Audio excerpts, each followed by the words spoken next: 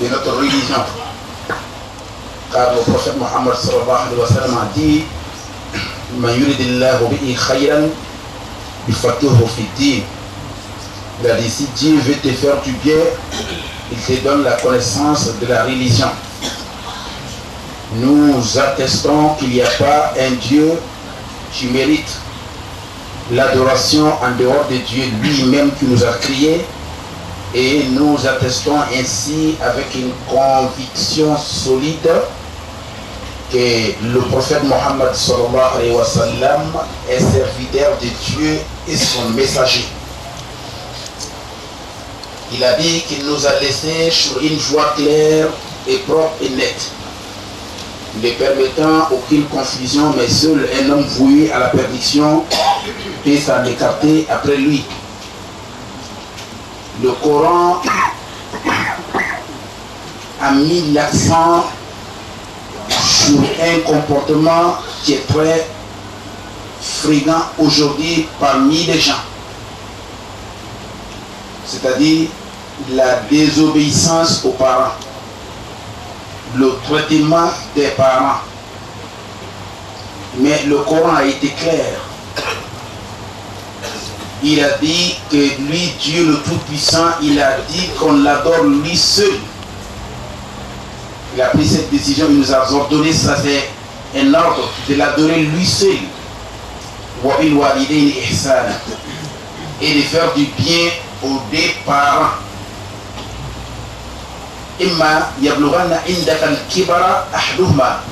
Si l'un d'entre eux est devenu vieux, ou bien toutes les deux parents sont devenus vieux, il ne faut pas leur dire des paroles choquantes. Il ne faut pas crier choqué. Il faut leur dire des bonnes paroles. Il faut se rabaisser pour eux, les traiter dans la bonheur, dans la paix. Et dire à Dieu, Dieu ait pitié de mes deux parents de la manière qu'ils ont eu pitié de moi lorsque j'étais petit. Donc l'affaire des deux parents n'est pas une petite chose dans cette religion. Il y a des qualités d'enfant. L'enfant hors mariage, ou bien l'enfant bâtard hors mariage, qui n'est pas né dans le mariage, et l'enfant maudit. Les deux qualités de cet enfant-là, l'enfant qui est né hors mariage est 1000 fois mieux que l'enfant qui est maudit. L'enfant qui est maudit, c'est qui? C'est celui qui ne respecte pas ses parents, qui n'a pas besoin de ses parents, qui ne s'occupe pas de ses parents. Celui-là est un enfant maudit, Dieu n'a pas besoin de lui.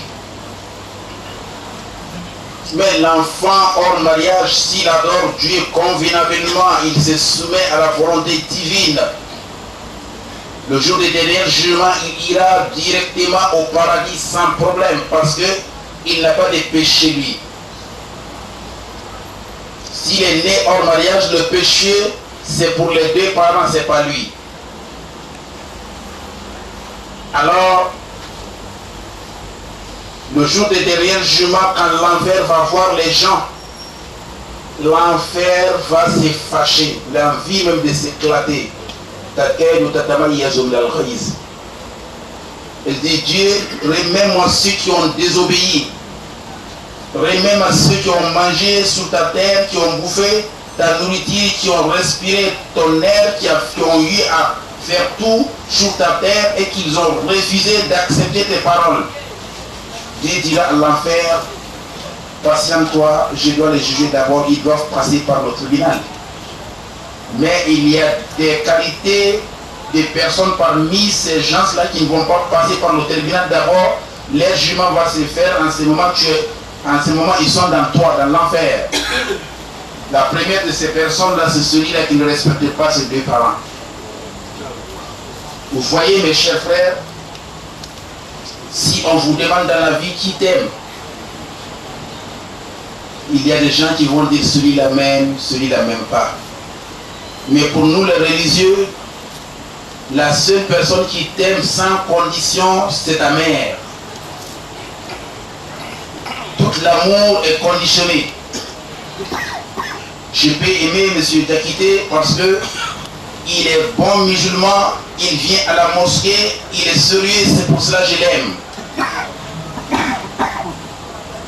Donc si il devient un faux musulman demain, je vais le détester automatiquement. Donc les conditions pour lesquelles j'ai aimé lui, cette condition n'y est plus, donc l'amour est parti. On peut aimer quelqu'un parce qu'il a de l'argent. Je l'aime parce qu'il a de l'argent, il me fait des gestes.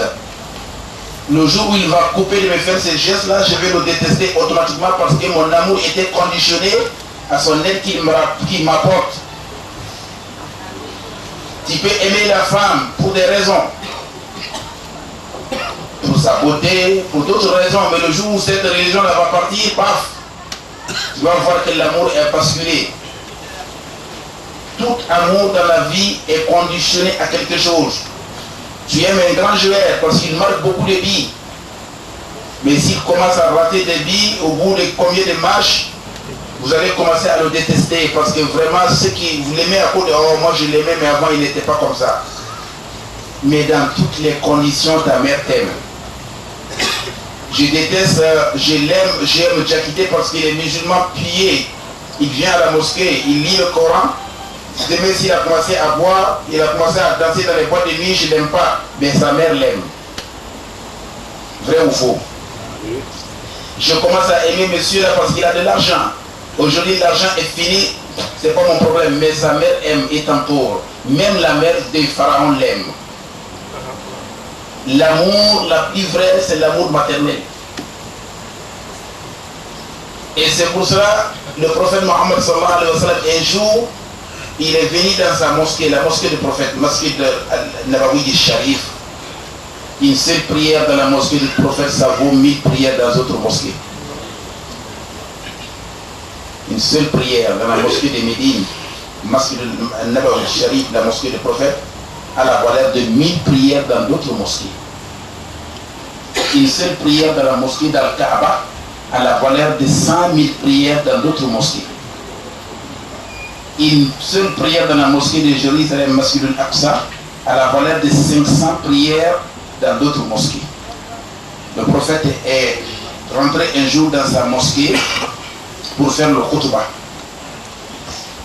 Son minbar sur lequel il fait le khutbah, c'était 3 escaliers. Il y a 3 escaliers en bas. Il met pied sur 1, 2, 3 avant de s'asseoir pour faire le khutbah. La mosquée était bondée par les Sahaba. La mosquée était pleine par les Sahaba. Et le prophète, quand il est rentré dans la mosquée, vous savez que c'est la mosquée où il y a une partie des parcelles du paradis déjà.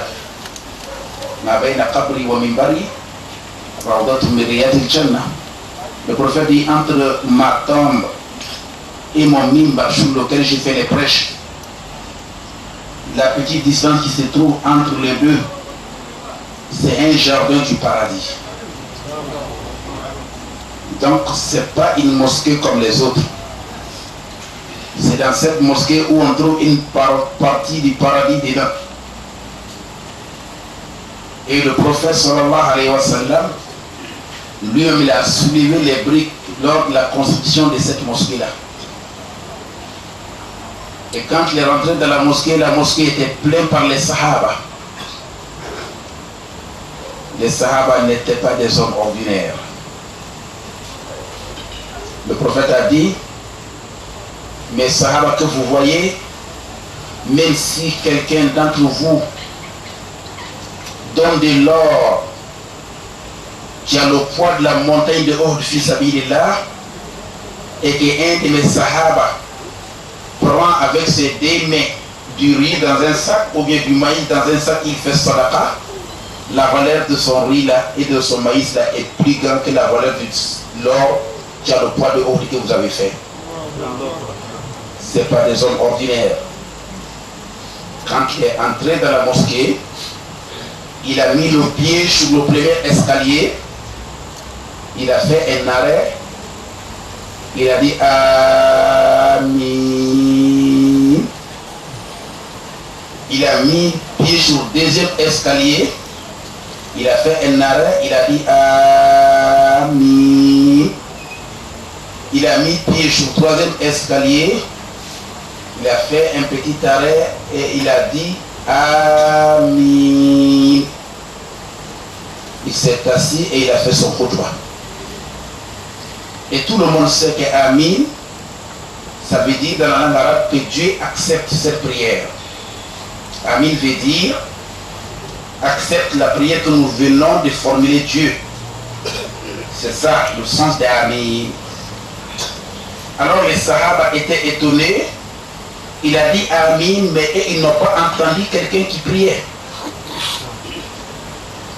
Quand il a fini la prêche, les Sahaba l'ont posé la question, mais avant de commencer, tu as dit Amin 3 fois et nous n'avons pas vu quelqu'un qui fait le doigt.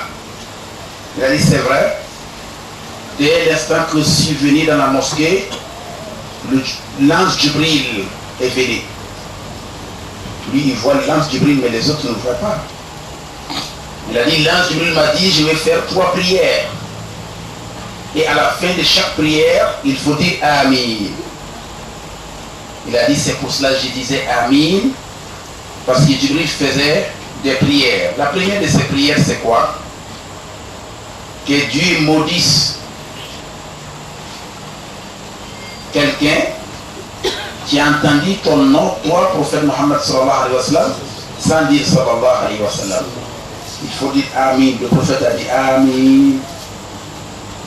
La deuxième prière, c'est quoi? Que Dieu maudisse quelqu'un qui, le mois de Carême, l'a trouvé en parfaite santé. Il n'a pas fait beaucoup d'adoration dans le mois de Carême pour que Dieu le Tout-Puissant puisse le pardonner. Il faut dire Amin. Le prophète a dit Amin. La troisième prière, c'est quoi? Que Dieu maudisse quelqu'un. Que Dieu fait tomber quelqu'un par terre. Que Dieu humilie quelqu'un qui a trouvé son père et sa mère vivant et lui, il est devenu grand en leur présence. Il a les moyens pour les satisfaire, pour les traiter bien et qu'il a refusé de les traiter bien pour aller au paradis. Et le prophète a dit Amin. Cette affaire des deux parents n'est pas un amusement. Il faut être l'imam de la Mecque, ou bien il faut être l'imam de l'Égypte, ou bien il faut être grand l'imam de Libreville. Et si ta maman même est une vendeuse de boissons, chapalo bière, si elle est fâchée contre toi et qu'elle te maudisse, ton titre de l'imam là ne va pas te protéger chez Dieu le Tout-Puissant. Vous savez, il n'y a pas une souffrance sur la terre qui vaut l'accouchement de l'enfant. Il n'y a pas cette souffrance. Même si on te met dans le haute tension, ça ne vaut pas la souffrance là. Il n'y a pas une souffrance sur cette terre qui vaut la souffrance de l'accouchement, les douleurs de l'accouchement d'une femme quand une femme fait bébé, la douleur et la fatigue qu'elle trouve. Tu ne peux pas avoir cette fatigue là encore sur cette terre là si ce n'est pas seulement dans le Jahannam. C'est pour cela qu'une femme accouche nette, Dieu envoie un vent du paradis pour souffler la femme.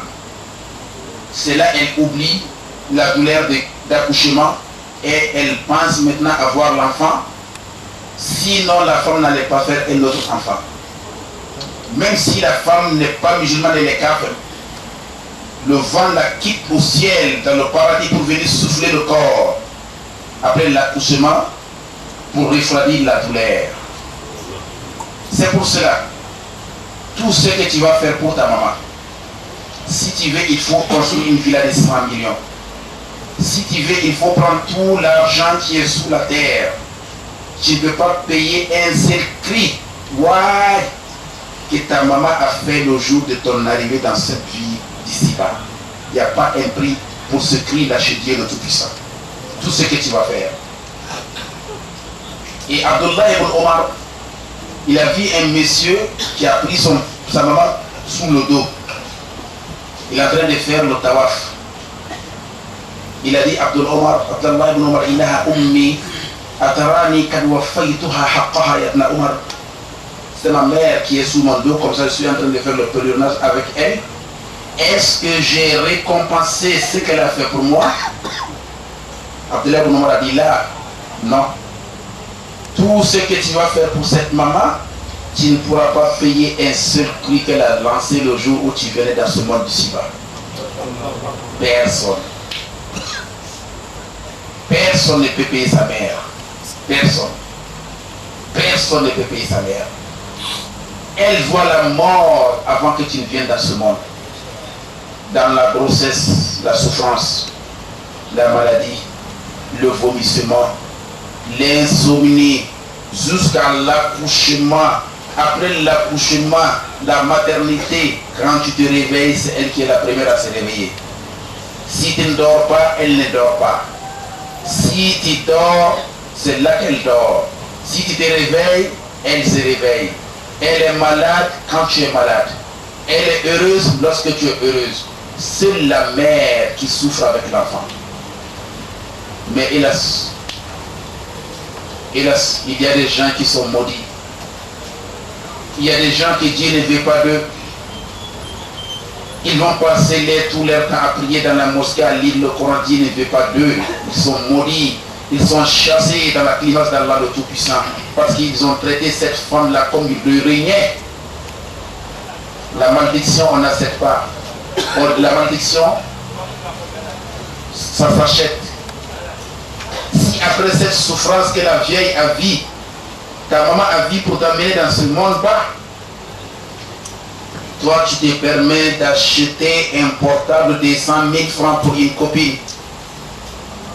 Et la maman qui a vu la mort pour t'amener dans la vie d'ici, qui n'a même pas pu faire d'abord une affaire de 25 000 francs pour elle. Il y a des gens comme ça parmi nous. Il y a des gens qui sont prêts et qui ont logé des filles, logé, nourries dans des bonnes maisons. Tous les matériels pour la paix est dedans. Il y a le climatiseur, il y a l'auto, tout est dedans. Télévision, couleur, vidéo, matelas, tout est dedans pour une copine. Mais sa propre maman dort sur une natte quelque part dans son pays. Il y a des gens comme ça. Entre nos trois, il faut dire la vérité. Est-ce que Dieu a besoin de toi? Il n'a pas besoin des gens comme ça. Il n'a pas besoin de ces gens-là. La maman dort sur une natte, ou bien sur un matelas pourri, ou bien dans une maison bidonne. Et lui et sa femme sont dans tout le verre. Que chacun d'entre nous se pose la question, ce que nos femmes mangent par jour, nos mamans ont vu ça. Chacun dans cette mosquée se pose cette question et qu'il soit sincère avec Dieu. C'est qu'il donne à sa femme à libre vie ici. La paix dans laquelle sa femme vit. Climatiseur, l'eau fraîche, nourriture, habillement, le bonheur qu'il est en train de faire pour cette femme-là qui est derrière elle quand il y a le bonheur. Mais quand le malheur va venir, il va te fuir. Est-ce qu'il a pu faire 10% pour sa mère? Non. Voilà la malédiction vient là-bas. Ta femme, elle dort quand elle veut. Elle se lave bien. Elle dort bien. Elle est dans la climatiseur. Elle est tout. La femme qui a vu la mort pour t'amener dans la vie, qui est incapable même de faire un dépense de 10 000 ou bien 25 000 par mois pour elle. Toi, tu es maudit de ta tête jusqu'au pied. Toi, tu es maudit en Cameroun. Si l'imam de la Mecque te dit le contraire, il t'a menti, tu es un enfant maudit. Si l'imam de Médine te dit le contraire, tu es un maudit plein. La malédiction est dans ta tête jusqu'à tes pieds. À partir du moment où toi et ta femme, vous mangez bien et ta maman dort dans la famille. À partir du moment où toi et ta femme, vous êtes dans le bonheur, tes deux parents sont dans le souffrance dans le village, tu es un homme maudit. Tu le sauras quand tu vas aller dans le camp. Mais ça, ce genre de comportement-là, tu envoies un sahaba aujourd'hui de ne pas croire en ça. Le bon musulman, c'est lorsqu'il va mettre la nourriture dans sa bouche, la libre vie ici, là. Il se pose la question, ma mère bouffe quoi maintenant à Ouaga? Ma mère bouffe quoi maintenant à Conakry? Ma mère est à Bamako, qu'est-ce qu'elle a maintenant à manger? Mon père, elle mange quoi maintenant? Voilà un homme. voilà un musulman. Voilà celui qui aime le prophète Mohammed sallallahu alayhi wa sallam. Voilà celui qui a compris l'éducation du prophète Mohammed sallallahu alayhi wa sallam. Il n'est pas maudit lui. Mais Dieu seul sait comment nous traitons nos femmes là. Nos bandites là. Parce que moi je les appelle des bandites parce qu'elles n'ont même pas reçu d'abord à faire le minimum de foyer parce qu'ils ont une culture carrément mutisée. Elles ne sont pas des musulmans sincères, elles ne sont pas des blancs sincères, elles ne sont pas des africains sincères. Tout ce qui les intéresse aujourd'hui, c'est l'intérêt matériel. Je prends le cas de mon propre cousin. Accident banal à Adjopé, à quelques kilomètres d'Abidjan. On m'appelle, on me dit qu'Abdoul a fait un accident grave. Dans un car, mini-car, où il y avait 12 personnes dedans, tout le monde est mort sur le chanson lycée. Et le pied était cassé plus que 3 fois. Il était entre la vie et la mort. On l'amène à l'hôpital, à la prise en malade, au Chili de Yupon. Sa femme, le premier pas, c'est d'aller demander à la banque qu'est-ce qu'il a là. Mais nos femmes là sont comme ça. Ne vous soutenez pas vos femmes là. Et mes femmes et vos femmes, c'est comme ça. C'est l'intérêt qui nous lie. Cette vérité-là, vous refusez d'admettre, mais moi je vous le dis, c'est l'intérêt qui nous lie. C'est l'intérêt. C'est l'intérêt. Tu le sauras quand Dieu va te soulever dans ta situation qui est bonne, que Dieu nous en préserve, et tu rappelles ce que tu sauras si ta femme t'aime ou bien si t'aime pas. Si tes femmes la t'aiment, si t'aimes pas. L'amour réel, aujourd'hui, je ne dis pas que ça n'existe pas, c'est intime. Nous avons un problème terrible, nous, cette génération-là, nous avons toutes sortes de problèmes. Parce que notre problème est que nous n'avons pas la foi en Dieu. Notre problème est que nous ne connaissons pas notre religion. Notre problème est que nous avons perdu notre culture et notre tradition. Nous ne sommes ni blancs, ni musulmans vrais, ni chrétiens vrais, ni n'importe quoi. On est là sans repère. C'est ça qui est notre problème. Il n'y a pas de repère. Il y a un bateau qui n'a pas de boussole. Il va où? Nous n'avons pas de repère. Et il y a un de ces enfants-là qui me pose la question, si ta maman dit de divorcer ta femme, est-ce que tu vas le divorcer? Je dis, mais tu as le choix de choisir entre ta maman et ta femme. Abdullah ibn Omar, son père, Omar a dit de divorcer sa femme. Il a posé la question au prophète. Le prophète dit, obéis à ton père. C'est la mère qui dit, il faut le divorcer. Divorcer la femme. Je ne veux pas cette femme. Tu as intérêt à le divorcer, sinon cette femme-là va t'enterrer. Vous savez pourquoi les mamans sont contre les femmes? Vous ne voyez pas dans la famille que la maman, il n'est pas d'accord avec la femme de son fils? Vous ne trouvez pas ça beaucoup? Les belles-mères et les belles-filles ne sont pas d'accord? Vous savez pourquoi? Beaucoup de gens d'entre vous ne savent pas pourquoi. Je vais vous expliquer pourquoi. Tu sais pourquoi? C'est la femme qui connaît femme. L'homme ne connaît pas femme. Jusqu'à le couple, tu ne peux pas connaître femme. Ta mère est femme. Ta femme là est femme. Ta mère sait bien, celle-là, elle n'aime pas mon fils. Tout ce geste que la femme l'a fait, ta mère est au courant. Ça signifie quoi? Ça va amener quoi? La maman est au courant. Elle a souffert pour amener son fils, mais celle-là veut le détruire. Elle ne peut jamais l'aimer. C'est le secret, c'est tout. C'est le seul secret. Parce que c'est elles qui connaissent. J'ai vu des cas, j'ai assisté à des cas, des mamans qui ont refusé leur belle-mère. Et grâce à leur belle-mère, après, leur belle-mère ont détruit leur fils. Je les ai vus. Mais en ce moment, il y a parmi nous des gens ici qui font 20 mois, 12 mois, même un simple coup de fil pour sa mère. Non, il n'y a pas moyen. Ouais, ils sont là ici, ils vivent comme des blancs. Leur petit déjeuner seulement, ça vaut la nourriture de 5 jours pour sa maman au village. Il faut amener le mayonnaise, il faut omelette, il faut beurre, il faut des silos glacés. Dans la pingue, on sent qu'elle veut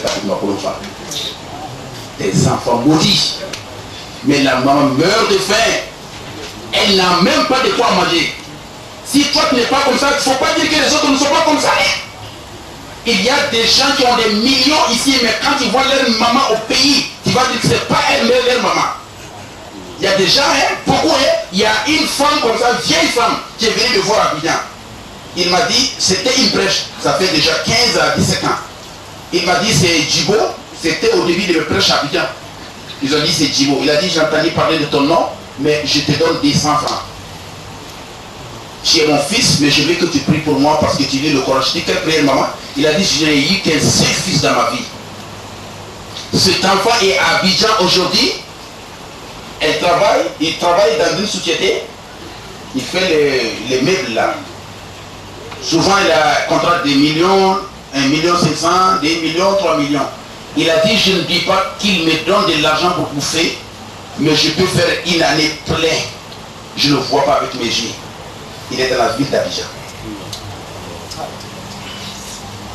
Mais toi, tu es maudit pour tes pauvres. Tu manges bien, ta femme mange bien, ta mère dort dans la faim. Ta mère qui t'aime avec vrai amour. La femme t'aime par intérêt. Acceptez cette vérité, ne vous trompez pas.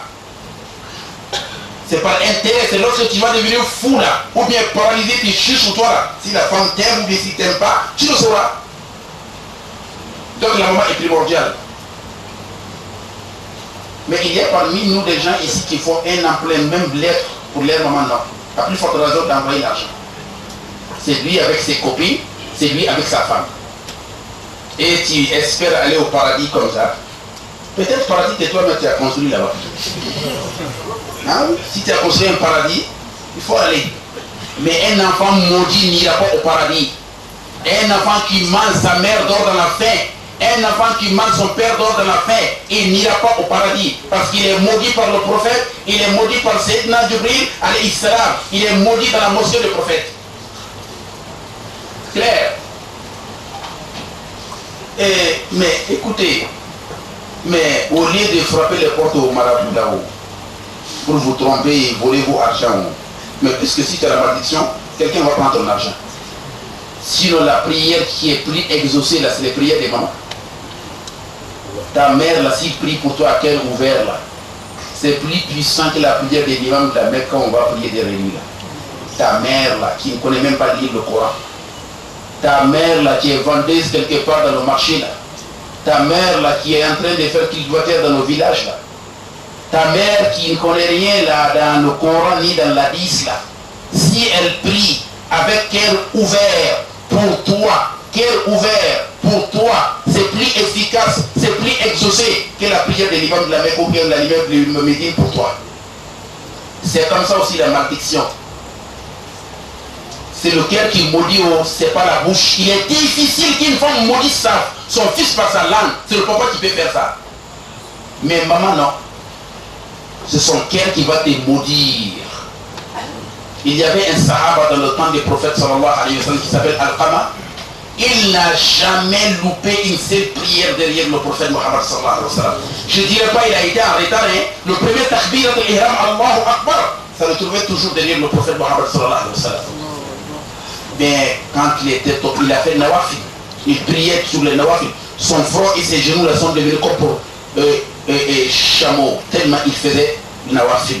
Et beaucoup de sadaqa, il faisait beaucoup de sadaqa, beaucoup de carême, beaucoup de lectures, beaucoup de prières doctrines. Il était un homme sincère dans sa religion, autant des prophètes lui-même. Et lorsqu'il devait mourir, la maladie a aggravé, il était dans l'agonie, c'est-à-dire il mourait.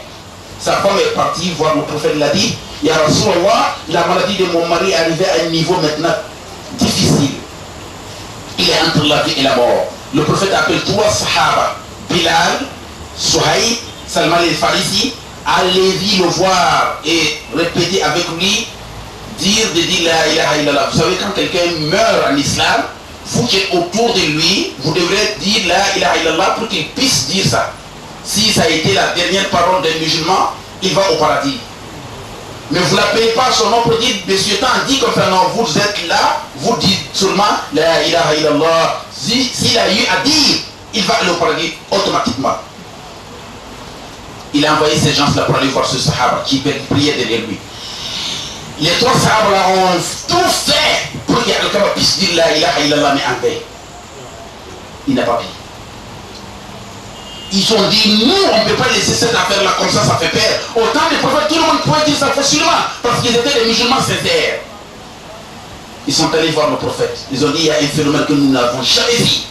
Al-Kama qui est bon, qui prie bien, qui est un bon musulman, il n'arrive pas à dire. Le prophète a dit, ses deux parents vivent. Ils ont dit, non, c'est sa mère qui est vivante. Il a dit, allez-y dire à sa maman, si elle peut se déplacer pour venir me voir, qu'elle se déplace. Si elle ne peut pas se déplacer, je me déplacerai moi-même pour aller la voir. Parce que dans la religion, il faut respecter ceux qui sont plus âgés. Quelqu'un qui voit ton père, il mérite d'être appelé papa ou tonton. Quelqu'un qui voit ta mère, il mérite d'être appelé maman ou bien tanti. Elle mérite le respect. Si elle est musulmane, elle n'est pas musulmane, elle mérite le respect. Celui qui ne respecte pas les mamans des autres, elle ne respecte pas sa mère. C'est clair. Quelqu'un a insulté la mère de quelqu'un devant moi autrefois au Congo. Il a voulu répondre, je dis, il ne répondait pas. Il n'a pas commencé par ta mère à toi. Elle a insulté sa mère chez lui d'abord avant d'insulter ta mère à toi. Parce que si ta mère n'est pas en valeur, tu penses que toutes les mamans sont comme ça? Le respect des droits et des naisses. Quelqu'un qui est vieux que toi, il faut le respecter. Le prophète a dit, je vais le voir. Ils sont allés dire à la vieille dit non. Le prophète, qu'il reste là-bas, moi-même je me démette pour aller. La vieille est venue avec sa canne. Le prophète lui pose la question, mais quelle est la situation de ton enfant? Il a dit, c'est un bon musulman, il prie bien. Mais entre toi et lui, il y a quoi? Mon fils n'a jamais fait du mal à moi. Elle me donne à manger, ce qu'il mange, c'est ça qu'il me donne. Il me traite bien. Il n'y a pas de problème. Seulement, souvent, hein, si je lui dis de faire quelque chose et sa femme dit de faire une autre chose, il me désobéit, il accepte pour faire pour sa femme. C'est ça seulement. Et nous, on prie dans quelle mosquée? Derrière quel prophète? Il y a le prophète qui est vivant. La mosquée dans laquelle le monsieur priait, une seule prière vaut 1000 prières. Il était derrière le prophète. Dieu a pris sa langue. Il n'a pas pu dire la ilaha illallah pour rendre la royauté, la supériorité, la divinité à Dieu.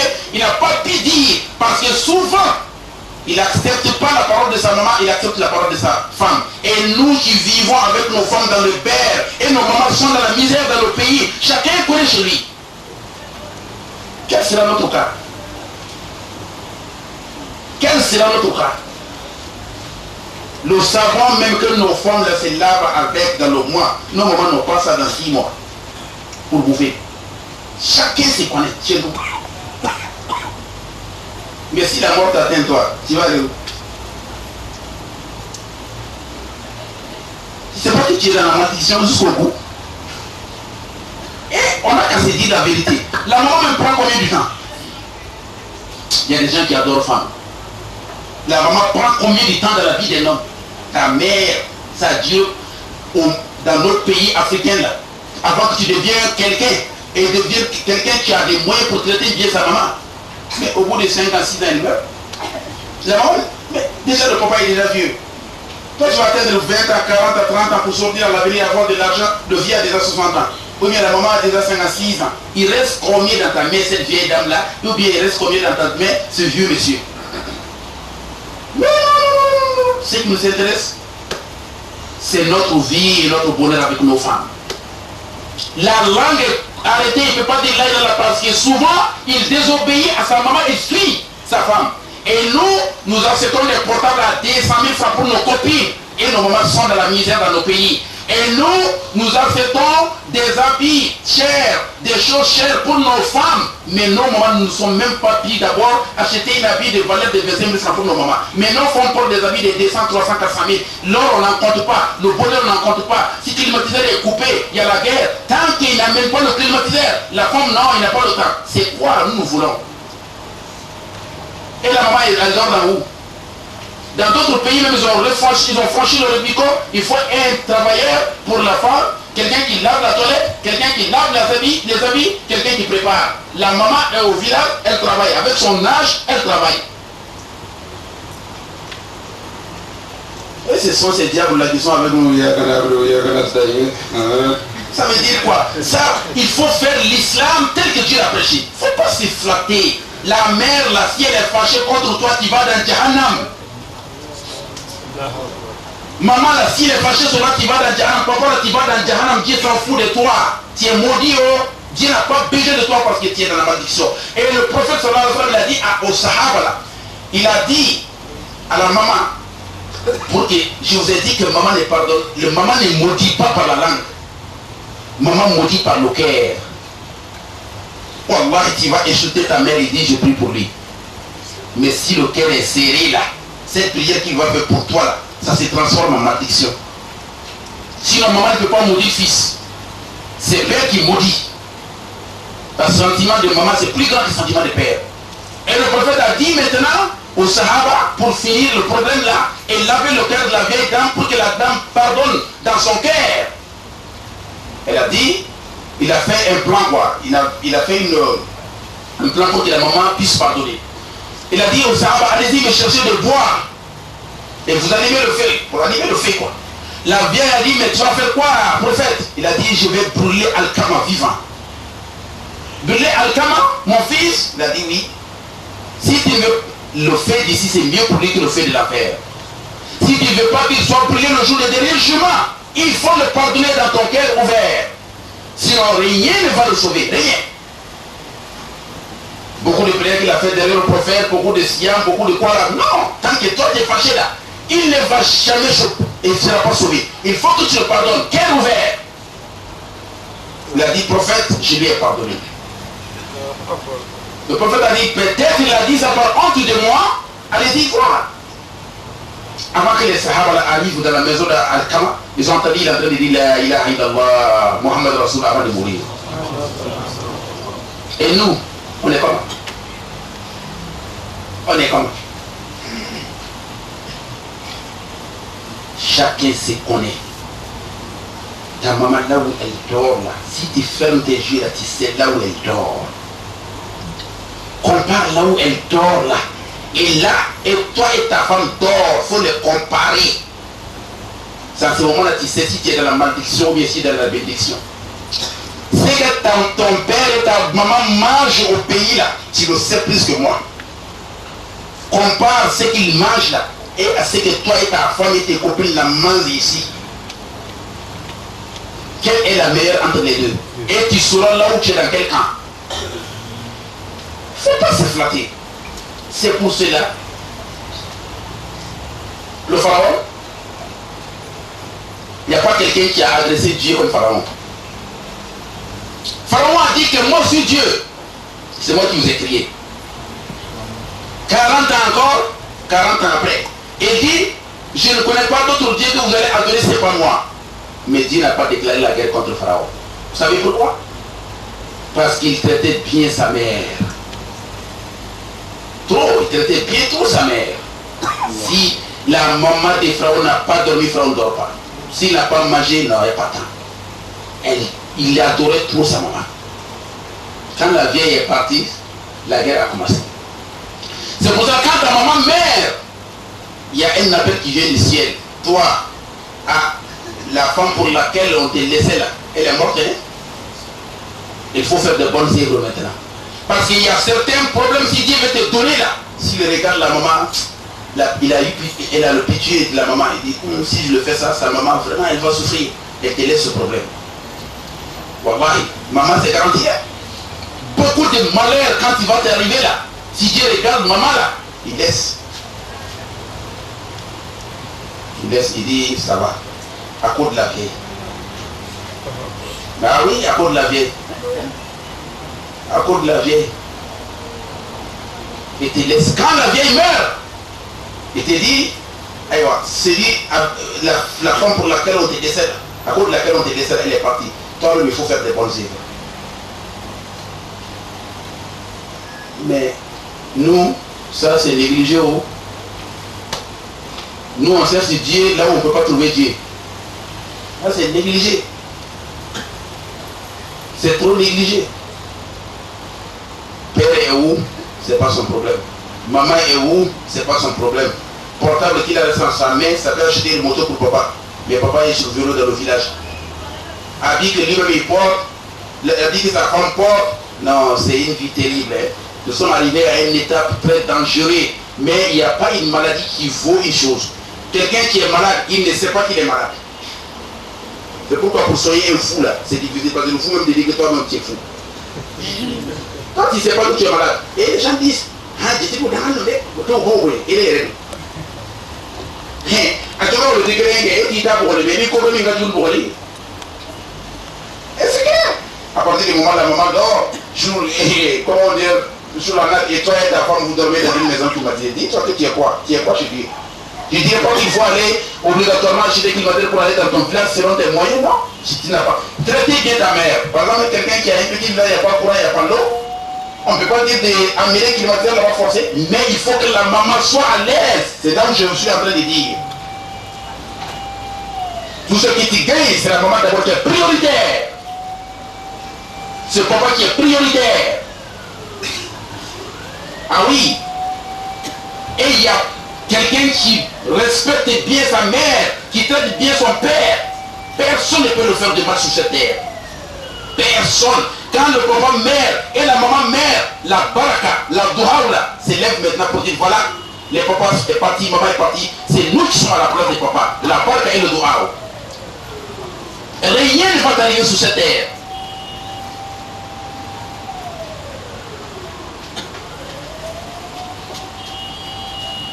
Il y a un grand haut responsable qui m'a dit, un ambassadeur et un consul, dans un pays que je ne vais pas dire le nom, il y avait un problème contre l'air président de la République. Les militaires sont rentrés en ville, il y a eu fusillade, il y a guerre, il y a tout. Ce consul-là m'a dit, il m'a dit, Imam Djibo, le président il va sauver. J'ai dit, pourquoi tu dis ça? Et pourtant la guerre est arrivée en ville. On m'a dit qu'ils ont encerclé son palais, tout ça. Il a dit non. Il a dit, il a fait quelque chose devant moi. Wallah, il se jure par Allah le Tout-Puissant. Il sera sauvé. J'ai dit, c'est quoi? Il a dit, un jour, sa maman était malade, on était allés ensemble. Les gars de corps ont dit qu'ils vont soulever la maman pour le mêler dans la voiture. L'ambulance, il a dit non. Lui-même, en tant que président, il a déshabillé, il s'est déshabillé, il a fait son verse, il a donné sa garde-corps. Il a pris son maman au dos. Il a marché plus que 3 kilomètres. Et sur 1 kilomètre pour aller au goudron pour mettre sa maman dans la voiture. Et wallah, les ennemis n'ont pas pu l'atteindre. Doigt des pères et des mères. Mais nous, non. Tu vas le voir, il vient, il monte sur les chaises longues de Tchos, là, comme un singe. Hein, donne-moi café béré là. Tu n'as pas omelette ou bien oignon. Ah, il faut mettre beaucoup d'huile. Hein. Mais beaucoup de. Il n'y a pas mayonnaise. Il n'y a pas qui mange, il n'y a pas ceci, cela. Il mange ça 1500, 2700. Il descend. Voilà. Il vient me dire après, voilà, Gabo dit si maintenant, priez pour nous. Nous, on va lire le Coran ici, mais toi, tu as une malédiction qui est derrière toi. Prière, elle va aller où? Ta maman est fâchée contre toi, ton papa est fâché contre toi, il y a quel imam qui peut prier pour toi? Tu te fatigues? Toi, c'est là-bas, c'est la maman. Hein? Donne ça à la maman, donne ça au papa, traite bien les parents. Doua la voix t'atteindre ici. Doua de maman est trop lourd. Wallahi, Sayyidina Moussa alayhi salam. Il demande à Dieu un jour, il dit Dieu, moi, c'est lui qui parlait avec Dieu sans intermédiaire, je veux voir mon ami au paradis. Mon ami, qui sera mon ami au paradis? Ah, c'est la mort n'est pas encore venue, Yom Al-Qiyam n'est pas encore venu, mais Dieu est capable de tout. Il a dit c'est simple, demain tu t'arrêtes à côté de la route. La première personne qui va passer là, c'est ton ami au paradis. Après, le matin, bonheur, première personne qui va voir passer là, ça c'est ton ami au paradis. Et Moussa s'arrête à côté de la route. Voilà un monsieur qui vient. Il dit si, le monsieur rentre dans une petite boutique, il n'y a même pas beaucoup de marchandises dedans. Il dit, il ne connaît pas ce que c'est Sayyidina Moussa alayhi salam. Il dit, je suis étranger, je suis venu descendre chez eux. Pas de problème. Si tu es étranger, nous on aime des étrangers. Pas de problème. Asseyez-vous. Ils font toute la journée ensemble. Il dit, bon, mon étranger, on va à la maison. Ils prennent la route, maintenant ils vont dans la maison. Quand ils sont dans la chambre, il dit, étranger, assois-toi, il est assis. Il prend une vieille maman, sa mère, il lui pose sous les pieds, il donne la nourriture à la maman, il nettoie la bouche de maman, sa mère, il la prend comme bébé, encore il s'en va le coucher dans son lit. Et puis, Sidna Moussa dit, il a dit, mais ça, celle-là, c'est qui? Il a dit, c'est ma maman. Il a dit, c'est ta maman? Il a dit, c'est ma maman. Il a dit, ça, c'est une bonne affaire. Il a dit, c'est moi qui la donne à manger comme ça. Si le temps de manger est venu, je viens. Je quitte la boutique, je viens voir. Un peu de temps, je viens voir si elle a besoin de quelque chose. Parce que le monsieur n'avait pas de gens qui s'occupent d'elle. Donc Moussa a dit, est-ce que ta maman a prié pour toi? Il a dit, oui, ma maman prie pour moi, mais c'est une prière qui ne va pas être acceptée. Il a dit, pourquoi? Il a dit, puisque la prière est trop difficile, c'est grand. Il a dit, mais c'est grand comment? Il a dit, parce que quand elle veut prier pour moi, elle me dit, Allahumma ja'al ibni ma'a Moussa ibn Imran fil Jannah. Dieu fait en sorte que moi, mon fils là, et Sidna Moussa soient des amis ensemble dans le paradis. Il a dit, tu ne vois pas cette prière là, c'est difficile à accepter. Sidna Moussa est prophète et moi je suis une simple personne. On va être amis comment? Sidna Moussa dit, donne ta main. Mes félicitations. C'est mes Sidna Moussa, c'est moi-même Sidna Moussa ibn Imran. J'ai demandé à Dieu de me montrer mon ami et puis il m'a dirigé vers toi. Est-ce que prière de maman c'est amusement? C'est pas amusement. Mais Sidna Suleiman il est dépassant un jour avec les djinns. Il y a un chef djinn là qui a dit, Sidna Suleiman, moi je vois une balle dans l'eau là, quelque chose qui est balle, rond comme balle, comme ballon. Je vois un ballon vert dans l'eau là. Il a dit ballon dans l'eau, il a dit oui. Il a dit amène-moi ça. Le djinn approche. Quelques secondes, il l'amène. Un gros ballon. Il fait sortir le ballon là dehors. Il a dit voilà.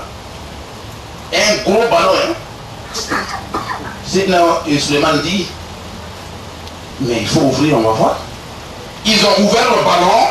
C'est un monsieur qui est habillé dedans avec boubou blanc, bonnet blanc, tapis vert. Il dit Allah, il priait.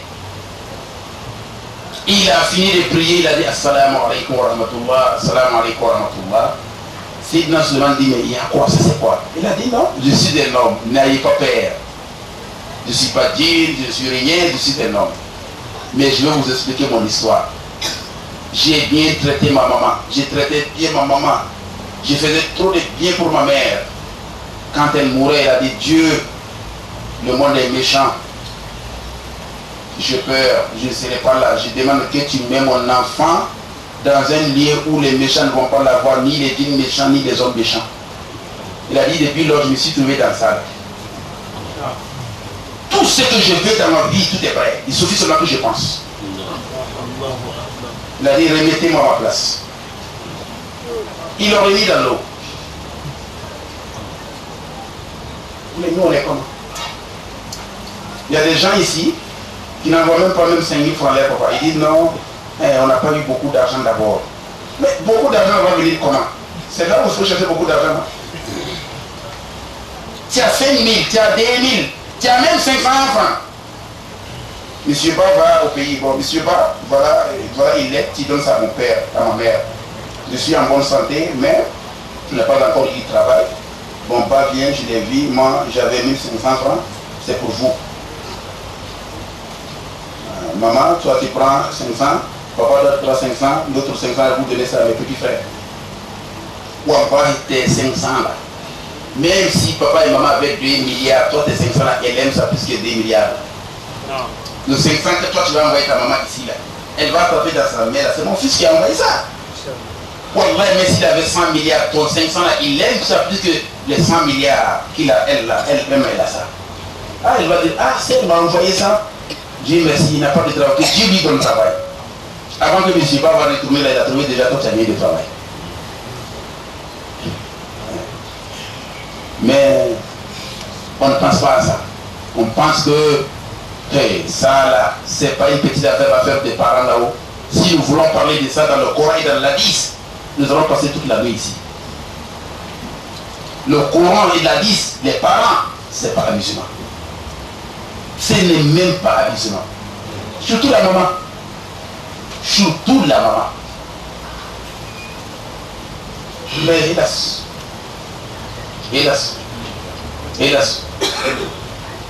tu trouves des choses souvent que tu n'arrives même pas à expliquer. Tu trouves des choses que tu n'arrives pas à expliquer. Tu n'arrives même pas à expliquer. Mais ça là-haut, si on ne se rattrape pas, on va venir devenir quoi devant Dieu?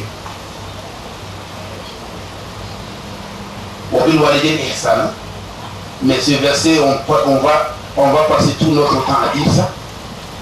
Et quelqu'un est mort comme ça. Il était bien avec ses deux parents. Et les anges ont pris son corps, son âme. On veut l'amener au paradis. Dieu dit non, ne l'amenez pas au paradis. Ils ont dit, mais il était trop gentil avec ses deux parents. Dieu dit oui, vous voyez seulement l'apparence, mais ce qui est dans le cœur, je sais. Il faisait toutes ces bonnes choses-là tout en priant que ces gens-là meurent vite pour que je me retrouve. Amenez-lui dans l'enfer, c'est pas le paradis. Il a bien fait, mais dans son cœur, il priait qu'il meure vite.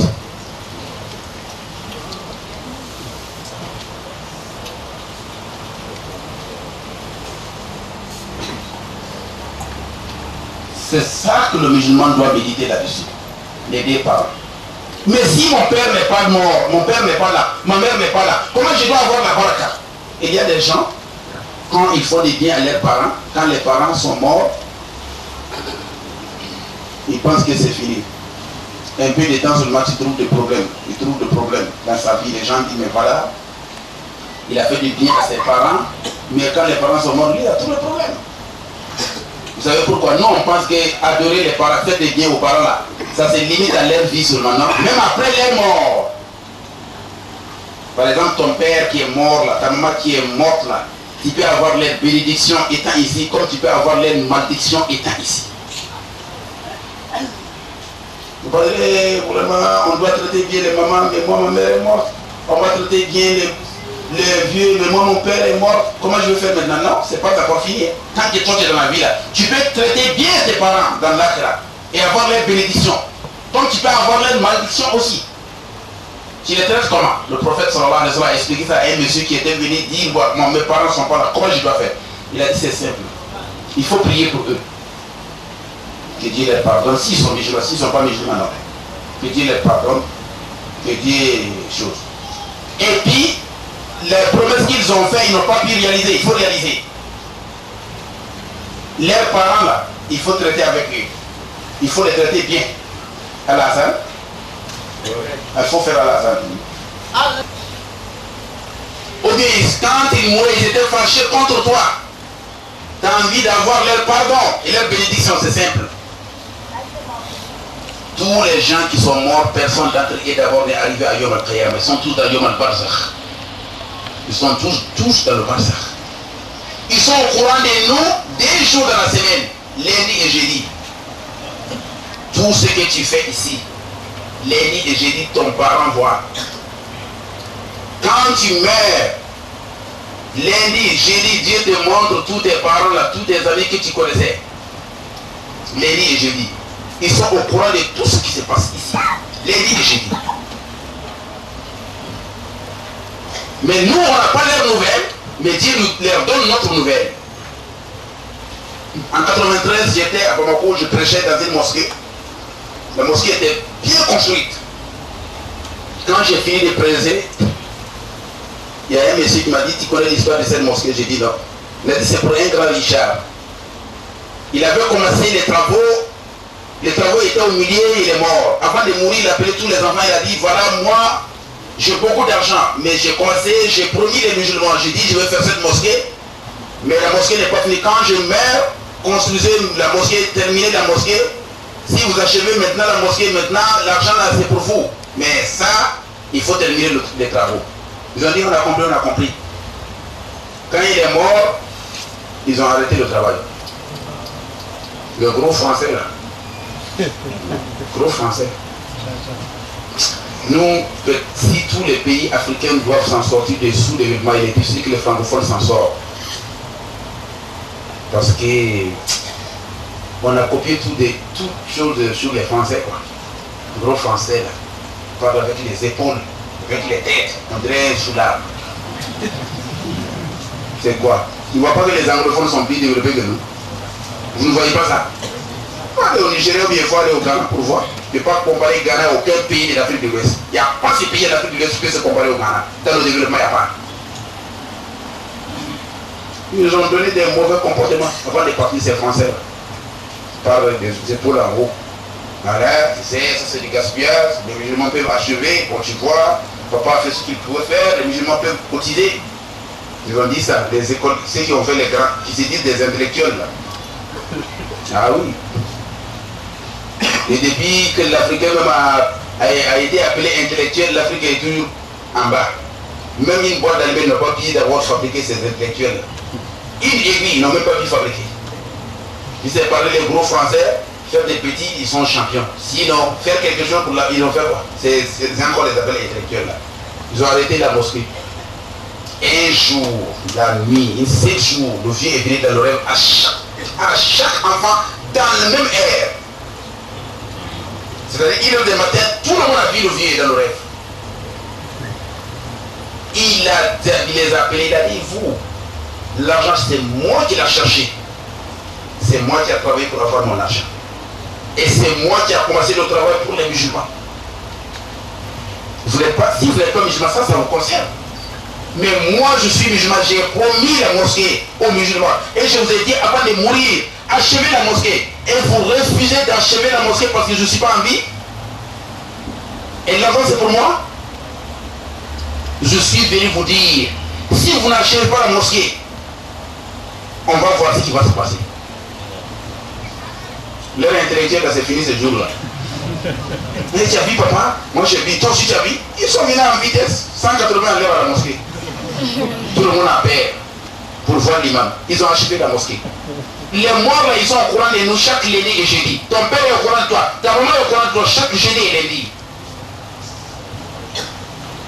Donc si tu veux avoir la barque de tes parents qui sont morts, d'abord il faut prier pour eux. Après chaque prière, il faut dire maman, Dieu pardonne mes parents, prie pour eux. Et deuxième chose, s'ils ont pris et l'engagement de faire quelque chose, il faut achever, il faut faire sur l'engagement. C'est-à-dire, il y a un vieux dans le quartier, chaque fête de Tabaski, il donne un mouton, donc il faut donner. Il y a des parents dans la quartier, il y a des familles, s'ils ont le problème, c'est le papa qui est premier à se présenter, toi aussi il faut se présenter. Dans le quartier, le papa donne du sucre à des gens, il faut jouer ce rôle. Le vieux te voir. Ça c'est deux. Et troisièmement, les parents de tes parents. Si ton père n'est pas là, le grand frère de ton père est ton père. Le petit frère de ton père est ton père. La sœur de ton père est ta tante, il est à la place de ton père. Sa petite sœur, c'est comme ça aussi. Ta maman n'est pas là, son grand frère est ta maman, il est à la place de ta maman. Son petit frère, c'est ton oncle. Il est à la place de ta maman. Sa petite sœur est comme ta maman. Sa grande sœur est comme ta maman. La manière, la malédiction de ta maman t'arrive là. Leur malédiction aussi t'arrive comme ça. La manière où leur bénédiction, la bénédiction de la maman arrive là. Leur bénédiction arrive comme ça. Donc il faut les traiter bien. Il ne faut pas déplacer le débat.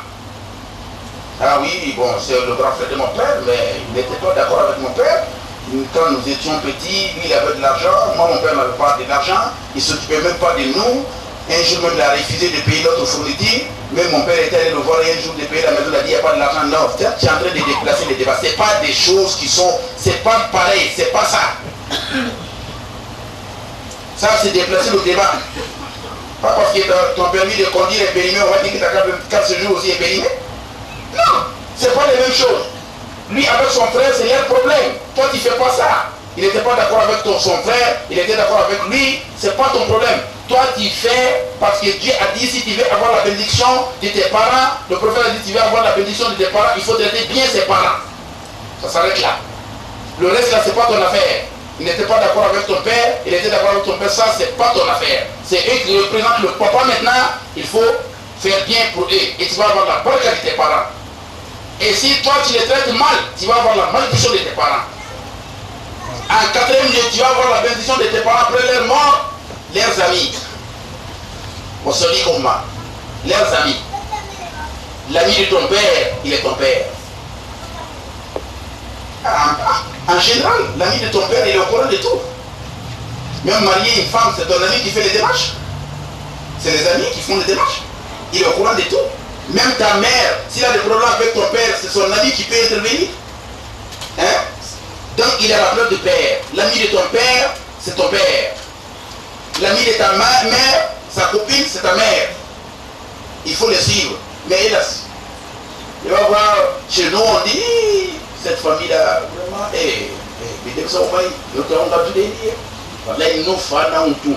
Tu l'as dit comment on fait. Mais ça nous nous te nous quand on va faire tout le monde on est mal na mafonye. Voilà, il m'a dit nous fait que là il touche là tout dedans.